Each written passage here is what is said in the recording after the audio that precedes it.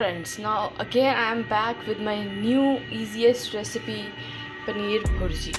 In this we add onion, tomatoes, green chili, cumin seeds, and the secret of this recipe, the milk we use in this paneer bhurji. We take a pan. First we add cumin seeds, then we add green chilies, add onion. When onion changes slightly its color, then we add tomatoes.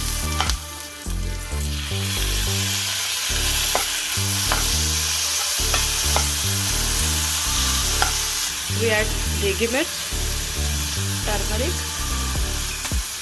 salt as per your taste. Now mix it well. Now we add small amount of milk. We don't use water. This is the secret of this yummy paneer bhurji, that we use milk in it. In this stage we add our bhurji.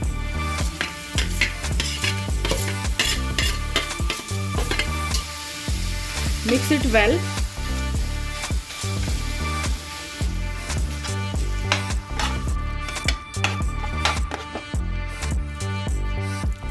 Mix it for 4 to 5 minutes nicely.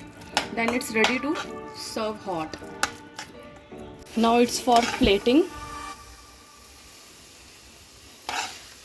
This is our instant paneer bhurji.